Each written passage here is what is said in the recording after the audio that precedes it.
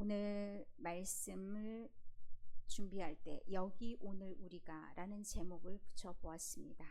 아마 여러분이 지금 자리에 딱 앉아서 보니 빠진 사람이 참 많네 이렇게 생각되실 수도 있을 것 같아서 우리의 상황이 이 역대기의 상황이랑 너무 비슷하지 않는가라는 생각을 해보았습니다. 인생을 살아가다 보면 우리의 마음과 뜻대로 되지 않고 상황이 잘 풀리지 않을 때가 있습니다. 어찌 보면 역대기의 상황이 역사책을 기록하는 것 같지만 역사에 대한 해석서라고 보는 것이 보다 적당할 것입니다. 우리가 열왕기에서 보여지는 열왕기까지 우리가 성경 통독을 할 때 보았던 그 내용들과 역대기는 여러 모양새가 다릅니다. 족보가 나와도 다르고 다른 해석서도 다르고 어떻게 이렇게 확대되거나 축소되거나 이런 내용들이 많이 있는가라는 생각을 하게 됩니다. 그러면 이 말씀을 읽어야 될 1차 독자가 누구일까? 누구를 대상으로 이 말씀을 기록했는가? 이런 생각을 하게 됩니다. 이 말씀의 대상이 되는 것이 우리가 읽은 말씀 1절에 나와 있습니다. 온 이스라엘이 계보대로 계수되었다라고 얘기를 합니다. 온 이스라엘을 상정하지만 뒤이어 읽은 우리가 하반절의 말씀을 보면 유다가 범죄함으로 말미암아 라고 기록이 되어 있습니다. 그러면 여기에서 중심 지파, 중심 인물들은 유다 사람들이라는 겁니다. 남아있는 자들이죠. 그리고 돌아온 자들이기도 합니다.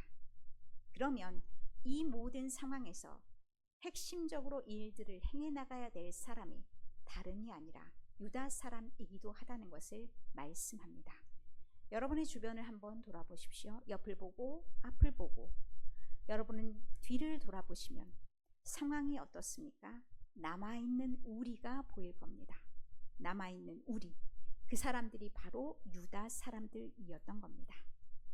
모두가 가고 나만 남았네 이렇게 볼 수도 있지만 내가 이 자리에 있는 사람으로서 통감해야 되는 일들도 있다는 겁니다. 그것이 모두 남 탓이 되거나 다른 상황의 문제가 된다면 우리에게 이 말씀은 전혀 의미가 없을 수 있습니다. 그러나 오늘 이 말씀이 나에게 적용되기 위해서 여기 우리가 남아있는 우리가 내가 무엇을 어떻게 할 것인지를 돌아보는 시간이 필요하다는 말씀입니다.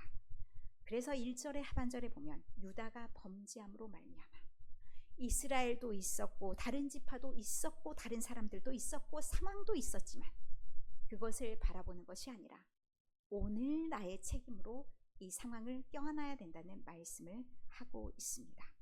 유다가 범죄함으로 말미암아 어떤 상황이 벌어졌냐? 그들이 바벨론으로 끌려갔던 겁니다. 바벨론으로 끌려갔는데 그 상황이 그 상황으로 끝나지는 않았다는 것이 오늘의 말씀의 핵심입니다. 그러면 어려움을 겪고도 살아남은 자들, 왜 살아남았겠냐? 왜 살려두셨겠냐?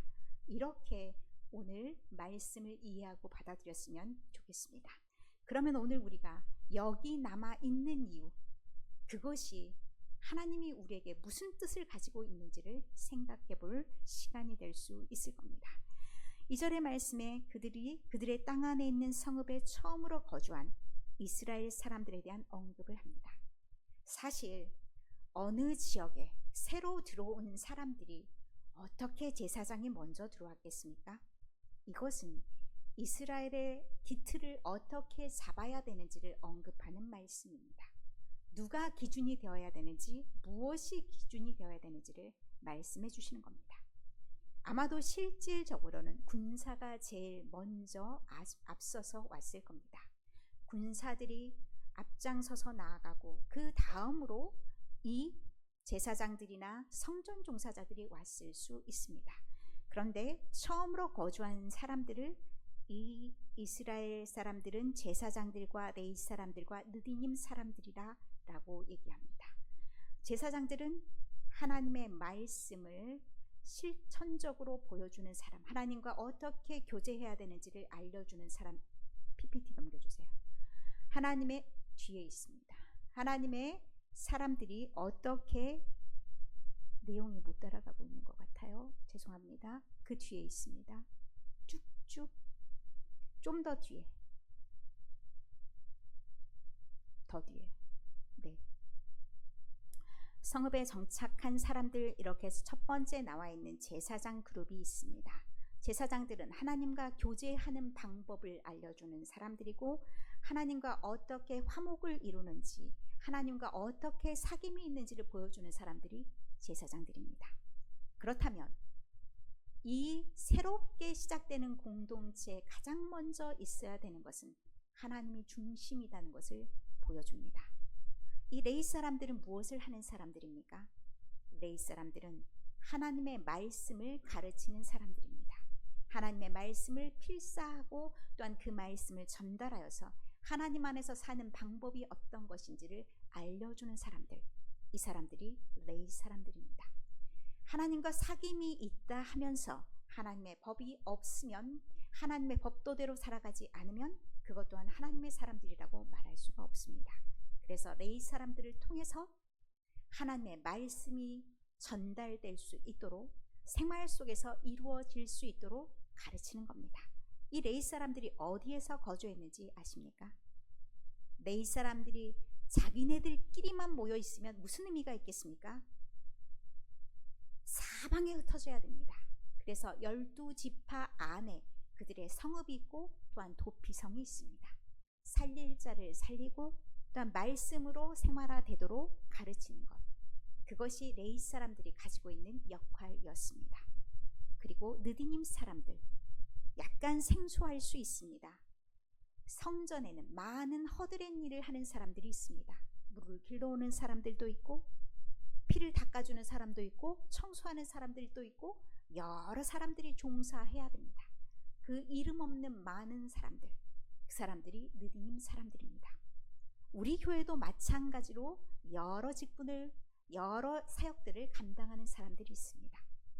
말씀만 선포된다고 또 하나님과의 관계를 말해준다고 끝은 아니죠. 말없이 교회 일들을 해나가는 많은 사람들이 있습니다. 그런 사람들로 인해서 교회가 세워지는 거고, 교회가 든든히 서 있는 겁니다. 나는 이름 없는 봉사자이기 때문에 내가 내 일을 소홀히 한다면 교회는 어떻게 되겠습니까?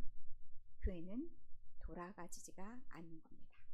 교회의 형편을 보고서 필요한 일들을 찾아서 할 수 있는 것이 제가 보기에는 느디님 사람들 그 역할이라 생각합니다. 제가 주중에 사실 예배가 끝나면 주일에 남편의 집으로 돌아갑니다. 그런데 갔다 오니까 굉장히 깨끗해져 있더라고요, 주변이. 제가 하다만 조금 어설프게 한 풀깎이, 그것을 아주 깨끗하게 정리해 주어서 눈을 시원하게 해주신 분이 여기에 계시지 않는 분입니다.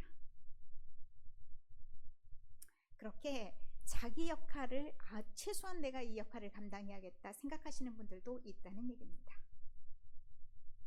그래서 여러분들이 힘을 잃지 않았으면 좋겠다라는 생각을 하게 됩니다.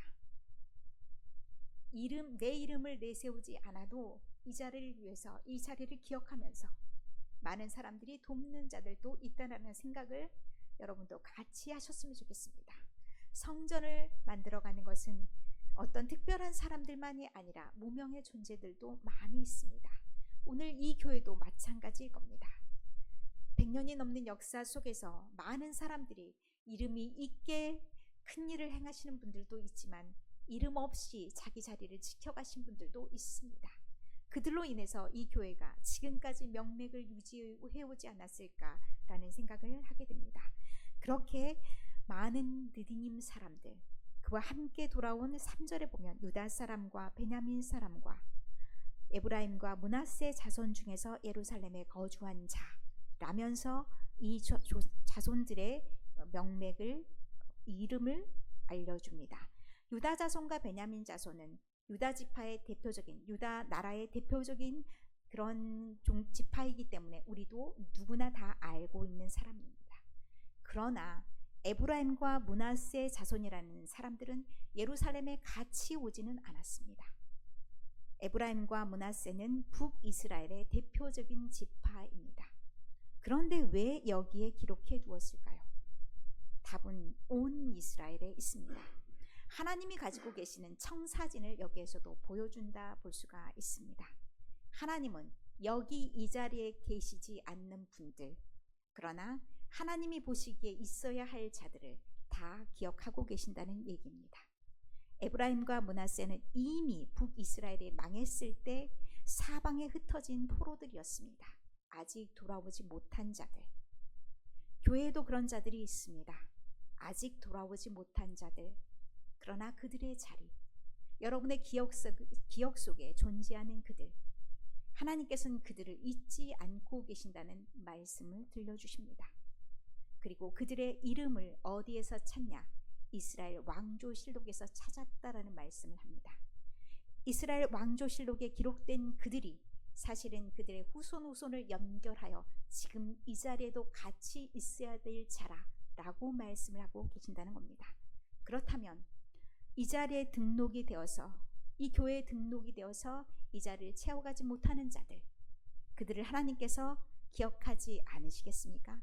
그들 또한 이 자리에 채워져야 될 하나님 기억 안에는, 또 우리의 기억 안에도 마찬가지일 겁니다.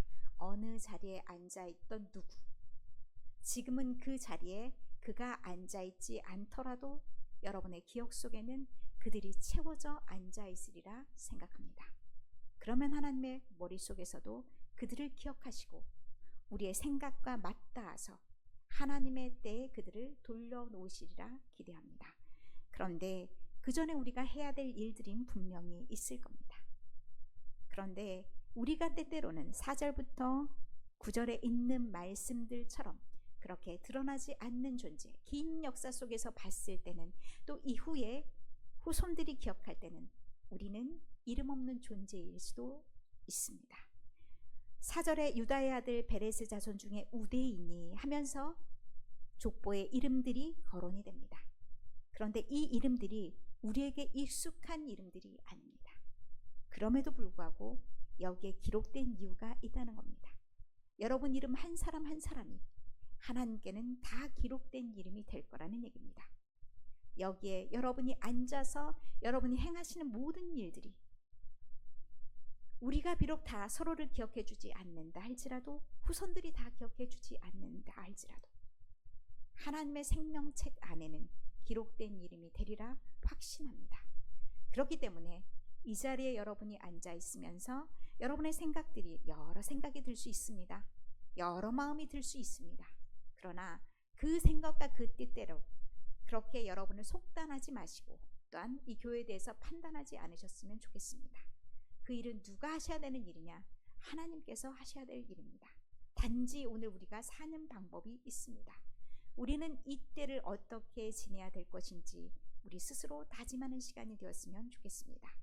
우리는 우리의 생각과 판단을 내려놓으시고 하나님의 판단에 맡기시고 오늘 우리가 행할 수 있는 일들을 잘 감당하시기를 바랍니다. 결론 부분이 있습니다. PPT. 우리는 우리의 연약함을 잊었으면 좋겠습니다. 우리의 숫자를 잊었으면 좋겠습니다. 우리가 앉아있는 그 자리, 우리가 서 있어야 될 그 자리를 늘 기억해 두셨으면 좋겠습니다. 그리고 어디서나 기도하는 여러분이 되셨으면 좋겠습니다. 역대기에서는 곳곳에 하나님을 기억하면서 기도하는 자들에 대해서 나옵니다. 오늘 오후에도 우리가 역대기를 공부할 텐데, 역대기의 말씀에 보면 기도하는 자들에 대해서 하나님은 허락할 것을 허락하시고 하나님 열어주실 것을 열어주신다 말씀하십니다. 기도가 있고 없고는 굉장히 큰 차이를 나타냅니다. 하나님이 하실 일을 하시지만 우리의 마음이 하나님과 닿아야 된다는 얘기입니다. 상황이 어려울 때, 예배가 줄어들 때 놓치기 쉬운 점이 무엇이냐? 우리의 영적인 힘이 사라지기가 쉽습니다. 그것은 하나님이 원하시는 일이 아닙니다. 그것은 우리를 공격하는 사탄의 세력에 우리를 놓아주는 것과 똑같습니다. 우리가 먹이가 되어서는 안 됩니다.